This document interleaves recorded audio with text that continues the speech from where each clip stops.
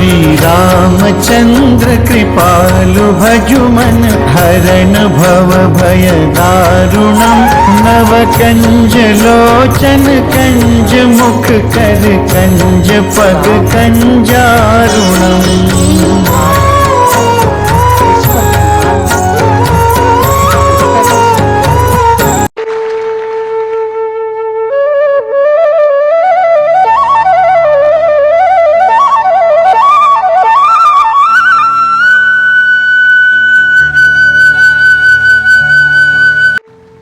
नमस्कार, मैं जगदीश चंद्र पांडे, पंडित भक्तिधाम आश्रम नौकुचिया ताल, जिला नैनीताल, आप सभी भक्तजनों का हार्दिक स्वागत और हार्दिक अभिनंदन करता हूँ। भक्तजनों, तो आज की कथा का शुभारंभ करते हैं। परम श्रद्धेया भक्ति माँ मौनी माई के चरणों में सादर नमन व बाबा नीम करोली महाराज के चरणों में सादर नमन करते हुए कथा का शुभारंभ करते हैं।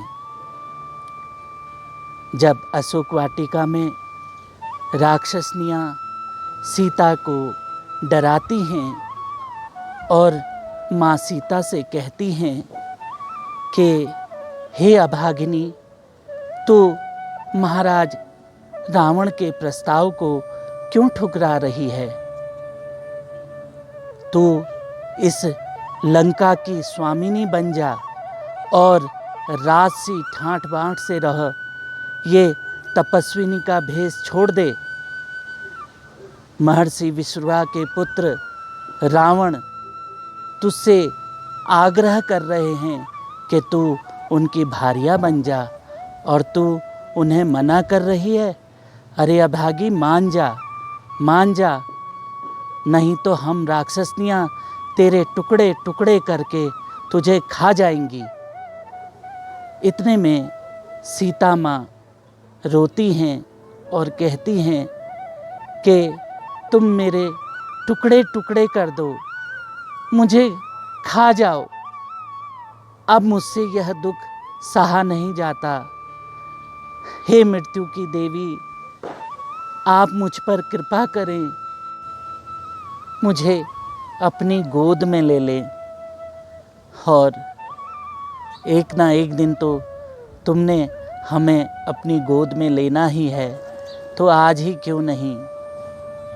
इतना कहकर राक्षसनियाँ सीता माँ को डराती हैं, धमकाती हैं और ठोकर मारती हैं। इतने में त्रिजटा नाम की एक राक्षसी वहाँ पर आती हैं और उन लोगों से कहती है, हट जाओ, तुम इस बेचारी को क्यों सता रही हो। राक्षसनियाँ त्रिजटा से कहती हैं कि हम अपने स्वामी महाराजाधिराज रावण की आज्ञा का पालन कर रही हैं। इतने में त्रिजटा कहती है, अगर तुम अपनी भलाई चाहती हो तो तुम सीता की शरण में हो जाओ। मैंने प्रातः काल के समय एक सपना देखा। मैंने देखा कि भगवान राम हाथी दांत की बनी हुई पालकी पर, जिस पर 100 घोड़े जुटे हुए हैं, आकाश मार्ग से होते हुए लंका नगरी में पधारे हैं। उनके भाई लक्ष्मण भी उनके साथ है और वो सफ़ेद वस्त्र धारण किए हुए हैं। फिर मैंने देखा कि राम लक्ष्मण सहित आपको पुष्पक विमान में बैठकर उत्तर दिशा की ओर जा रहे हैं। और मैंने देखा कि रावण सर और मुंह को मुड़ाए हुए एक गधे के ऊपर तेल पीते हुए दक्षिण दिशा की ओर को जा रहा है। और एक काली स्त्री जिसने लाल रंग के वस्त्र पहन रखे हैं और जिसके केश खून से लथपथ हैं और वे रावण को घसीटते हुए दक्षिण दिशा की ओर को जा रही है।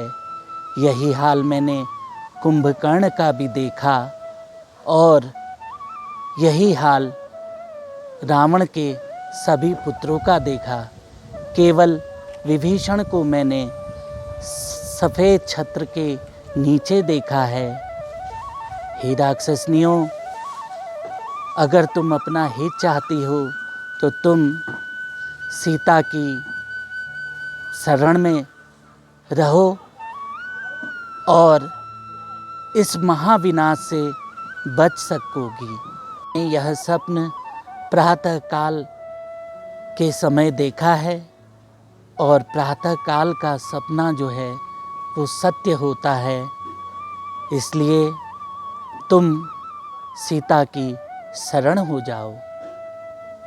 इतने में सब राक्षसनियाँ कहती हैं कि हे माँ, हे भगवती माँ, आप हम पर कृपा करें और हमें क्षमा करें।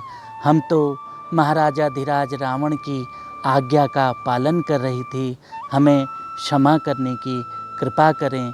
और सीता के चरण छू करके वहाँ से चली जाती हैं। तो सीता दुखी अवस्था में बैठ जाती हैं और त्रिजटा उन्हें समझाती हैं। ये सारी बातें हनुमान जी पेड़ में से छुपकर सुन रहे होते हैं और देख भी रहे होते हैं। त्रिजटा सीता से कहती है, हे पुत्री, तू दुखी मत हो और ढांढस बंधाती है। इन्हीं शब्दों के साथ हम आज की कथा का समापन करते हैं। अब अगली कथा आपको अगले वीडियो में श्रवण करने को मिलेगी।